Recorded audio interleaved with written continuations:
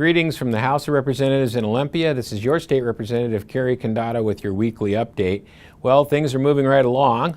Bills are being heard in large volume in committees. We are starting executive action on some of those bills to move them up to the floor, and we'll see what flies and what dies soon. Right now, I'm working on a number of different issues. One is to expand the tasting rooms for wineries. We've got that and a couple other bills that will allow our local wineries to expand a little bit and move their market share out beyond the local area. We think that's important for some of those folks. Some of those local wineries are really becoming quite popular on the west side also. So we're looking at that. Marijuana legislation to tighten up the 502 program, to make it work better, to make it more secure, to make it more competitive. Whole idea being to push out the black market and make it a regulated situation. We think we're doing well on some improvements there.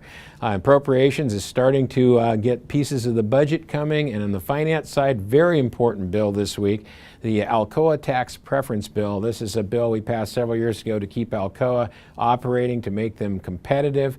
And right now that preference is about to run out, which would be devastating if the Alcoa plant would close. So we're doing everything we can to move that preference, just extend it. It won't change anything or add anything. It just extends it into the future, gives us a little bit more security around the Alcoa plant. Now, I want to talk about some of the things you've been contacting me on. We've got a lot of emails, and I love that. Please continue your communication because we want to see what's most important.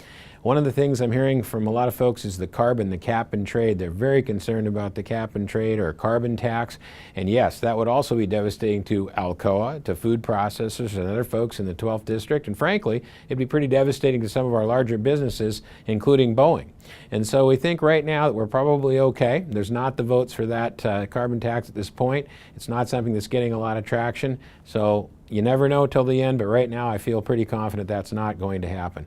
The other one you've talked about is minimum wage. Boy, the small business folks in the 12th District let me know that that is not going to work for them. I completely agree, being a small business person myself.